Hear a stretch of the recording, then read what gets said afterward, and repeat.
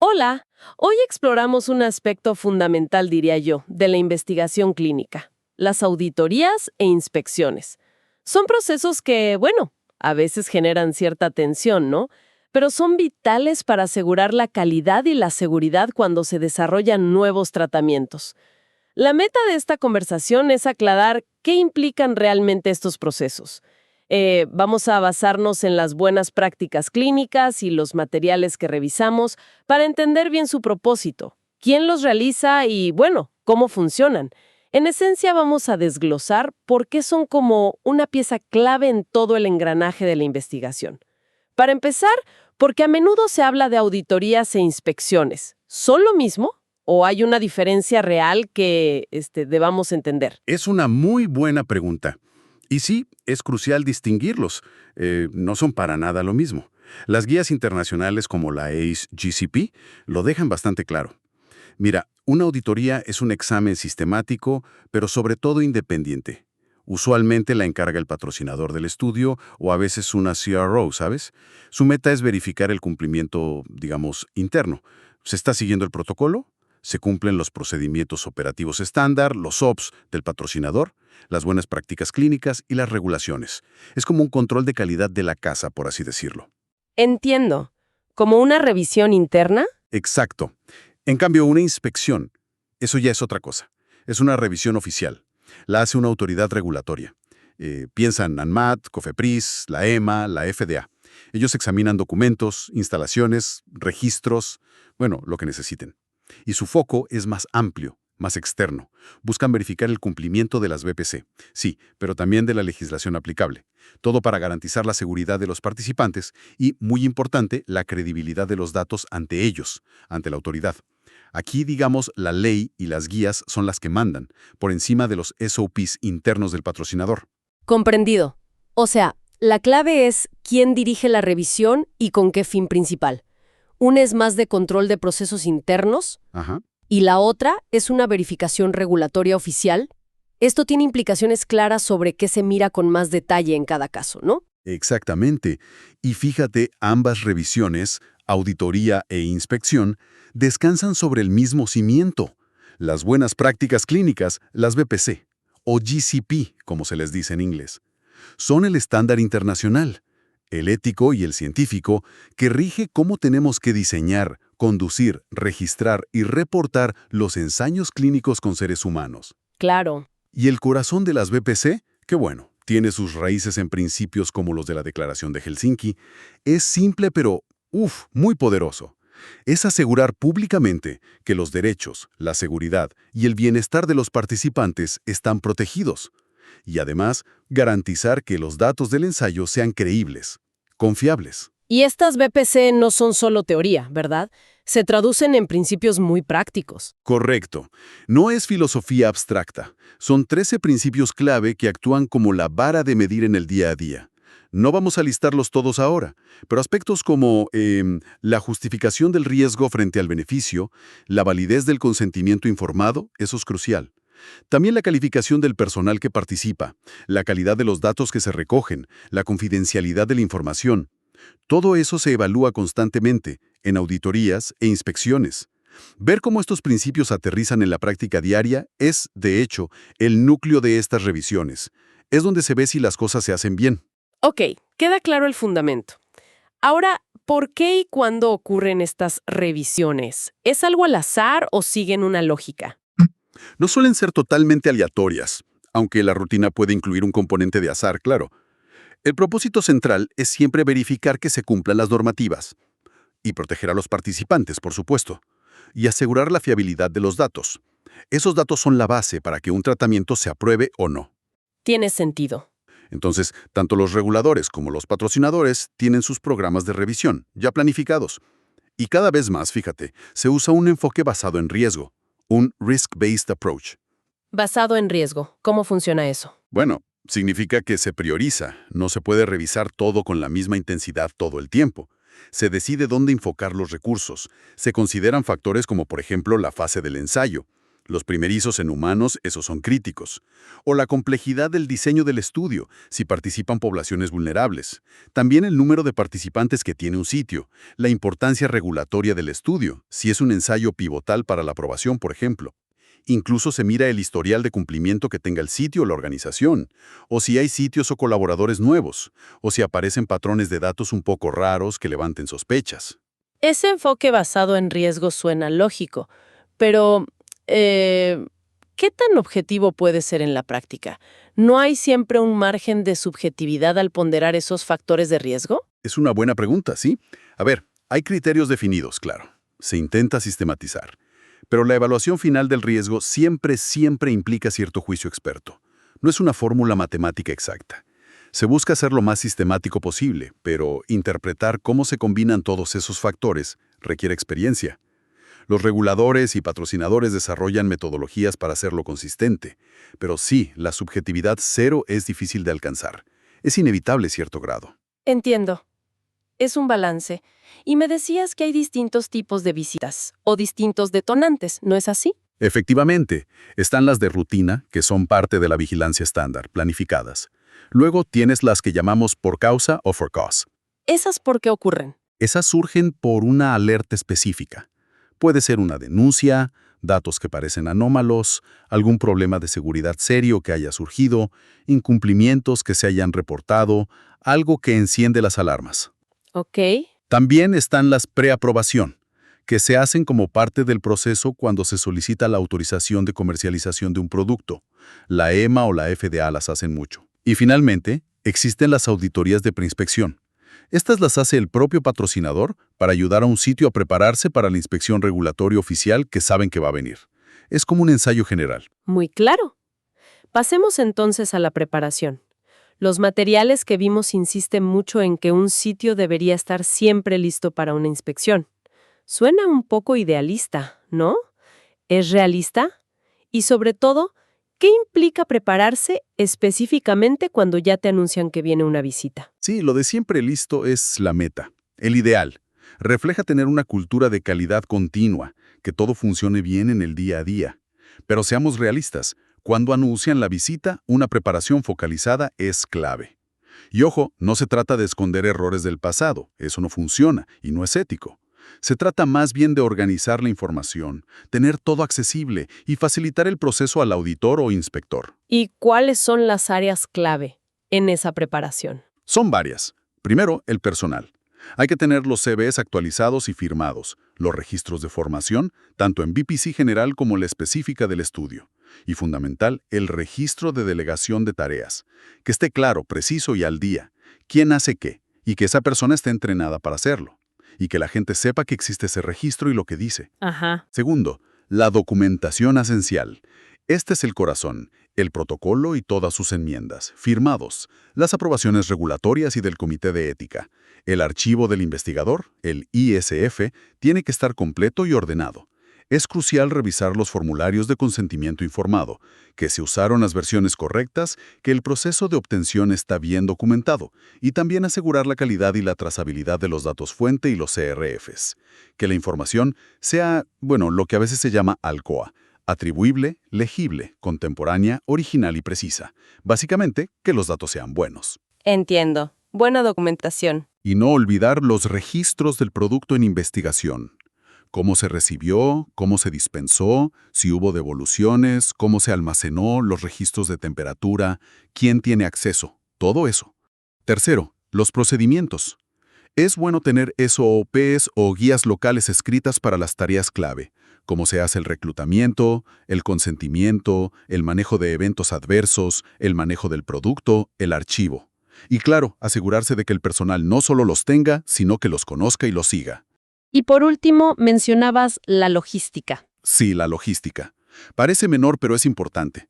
Tener una sala adecuada para los revisores, con buen acceso a Internet si usan sistemas electrónicos como el SRF o la historia clínica electrónica. Asegurar la disponibilidad del personal clave durante esos días. Y coordinar si va a participar gente del patrocinador como el monitor. Queda claro que la preparación no borra el pasado, pero sí puede influir mucho en cómo se presentan y se gestionan los hallazgos.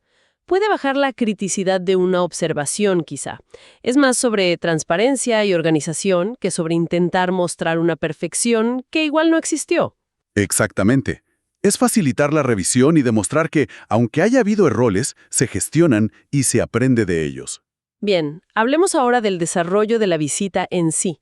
¿Cómo suele ser ese proceso que, comentabas, puede durar varios días? Generalmente sigue un flujo bastante estructurado, sí.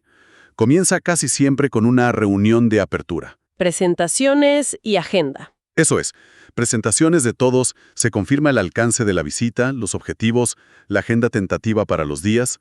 Es también una oportunidad para que el investigador principal describa brevemente cómo se ha llevado el estudio en ese sitio. ¿Y después de eso? Después vienen las entrevistas, hablan con el investigador principal, con los coordinadores del estudio, a veces con el farmacéutico, personal de laboratorio se aplica, con el personal clave. El objetivo aquí no es acusar a nadie, ¿eh? Es entender cómo se hacen las cosas realmente. Cómo se implementó el protocolo, cómo se protegió a los participantes, cómo se aseguraron los datos. Buscan entender los sistemas de trabajo. Leí en los materiales algunos consejos prácticos para esas entrevistas. Cosas como escuchar bien la pregunta, pedir aclaración si no se entiende, Fundamental. responder de forma concisa y sobre todo veraz. Y si uno no sabe la respuesta, decirlo, no inventar. Exacto, decir, no lo sé, pero puedo averiguarlo, es mucho mejor que inventar algo. O si no es tu responsabilidad, indicarlo y dirigir al inspector hacia la persona correcta. Me llamó la atención una cita que mencionaban atribuida a Mark Twain. Algo así como, si dices la verdad, no tienes que recordar nada. Parece un buen lema para estas situaciones. Es un excelente consejo, sí señor. La transparencia y la honestidad son claves. Después de las entrevistas, viene la parte fuerte de revisión de documentación. Ahí es donde miran los papeles. Ahí es donde se meten a fondo, cotejan los datos, fuente historias clínicas, resultados de laboratorio con lo que está registrado en los CRFs. Examinan los consentimientos informados en detalle, los registros del producto, revisan el archivo del investigador, toman una muestra de participantes y la revisan a fondo.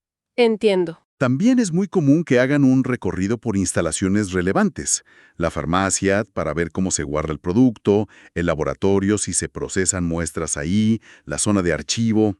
Verifican las condiciones de almacenamiento, si los equipos están calibrados, la seguridad, el acceso. Y al final, ¿cómo cierra todo? La visita termina con una reunión de cierre. Ahí el auditor o inspector líder resume lo que se revisó y presenta las observaciones preliminares que hayan encontrado. Usualmente en ese momento no te dan una clasificación final de los hallazgos, tipo crítico o mayor. Es más bien un resumen. Es un momento para aclarar malentendidos factuales obvios si los hubiera, pero no es un foro para debatir a fondo las interpretaciones de los hallazgos. Eso viene después. Y explican cuáles son los próximos pasos. ¿Cuándo llegará el reporte? ¿Qué se espera como respuesta? Una pregunta sobre eso. Durante esas entrevistas o revisiones de documentos, si encuentran algo preocupante, ¿cómo se aseguran los inspectores o auditores de mantener la objetividad? Me imagino que puede ser tenso. Es parte fundamental de su entrenamiento y de la metodología que usan. Se tienen que basar siempre en evidencia objetiva, en lo que está documentado, no en impresiones personales. Siguen procedimientos estandarizados para revisar y documentar cada hallazgo. Aunque son humanos, claro, el proceso está diseñado para minimizar sesgos. Se enfocan en los hechos registrados y los comparan contra los estándares, el protocolo, las BPCs, las regulaciones. Además, sus reportes suelen pasar por revisiones internas antes de ser emitidos formalmente, para asegurar consistencia y objetividad. Tiene sentido, un proceso estructurado. Ahora, ¿qué ocurre una vez que se van? La visita termina, pero el proceso, como decías, no. Correcto, ahí empieza otra fase. Se elabora el reporte final. Este documento detalla el alcance de la visita, qué se revisó exactamente y, claro, los hallazgos o las observaciones. Y aquí hay una diferencia importante que comentamos antes. El reporte de una inspección regulatoria normalmente se envía tanto al sitio de investigación como al patrocinador. ¿Ok? Pero el reporte de una auditoría del patrocinador generalmente no se comparte directamente con el sitio. La comunicación y el seguimiento de las acciones suelen ir a través del monitor o CRA del patrocinador. El sitio a veces recibe solo una carta de cierre o un certificado. Ya veo. ¿Y cómo se clasifican esos hallazgos que mencionabas? Los hallazgos se clasifican según su impacto potencial en los derechos o seguridad de los participantes o en la integridad de los datos. Un sistema común, como el que usa la EMA, por ejemplo, los divide así, simplificando un poco. Crítico es lo más grave. Afecta directamente y de forma significativa los derechos, seguridad o bienestar de los participantes o la integridad y calidad de los datos. Es inaceptable. Puede llevar al rechazo de los datos del sitio, incluso acciones legales. El fraude entra aquí. Uf. Luego está el mayor. Este podría afectar derechos, seguridad o bienestar, o la calidad e integridad de los datos. Es una deficiencia seria, una violación clara de las BPC. También puede tener consecuencias graves, como el rechazo de datos. Ojo, un patrón repetido de hallazgos menores puede acabar clasificándose como mayor. Entendido. Después viene el menor. No se espera que afecte adversamente derechos, seguridad o calidad de datos, pero indica que hay una necesidad de mejora en los procesos. Aunque cuidado, muchos hallazgos menores pueden indicar un problema sistémico subyacente, y eso podría escalar. Y a veces, también hay comentarios o sugerencias que son más bien oportunidades de mejora, no incumplimientos directos. Vimos una lista de hallazgos comunes en los materiales de referencia. Se repetían cosas como problemas con los consentimientos informados, usar la versión incorrecta, obtenerlo tarde. Sí, eso es muy común. Desviaciones del protocolo no justificadas, como incluir a alguien que no cumplía los criterios o hacer visitas fuera de ventana sin razón. Documentación incompleta o inconsistente entre la fuente y el CRF. Exacto. Mal manejo del producto en investigación. Registros incompletos, almacenamiento incorrecto, reporte tardío de eventos adversos serios, delegación de tareas inadecuada o falta de entrenamiento documentado. Parece que son siempre las mismas áreas críticas, ¿no? Son áreas muy sensibles. Sí, son pilares de las BPC. Y claro, ante los hallazgos, especialmente los críticos y mayores, pero también los menores, se requiere una respuesta. Esta respuesta debe incluir un plan de lo que se llama acciones correctivas y preventivas, el famoso CAPA. Lo prepara el sitio liderado por el investigador principal para las inspecciones, o el patrocinador responde por los hallazgos de sus auditorías. CAPA. Acciones correctivas y preventivas. ¿Cuál es la diferencia? Es clave entenderla. La clave del CAPA es ir a la causa raíz del problema, no solo arreglar el síntoma. Una acción correctiva busca eliminar la causa de una no conformidad que ya se detectó. Su objetivo es prevenir que vuelva a ocurrir. Es diferente de una simple corrección, que solo arregla el error puntual que se encontró. Ah, ya veo. Corregir es arreglar el documento X. Correctiva es ver por qué se hizo mal el documento X y evitar que pase de nuevo. Exacto. Y una acción preventiva va un paso más allá. Busca eliminar la causa de una no conformidad potencial. Algo que todavía no ha pasado, pero que podría pasar debido a cómo están las cosas. Su objetivo es prevenir que ocurra por primera vez. Entendido.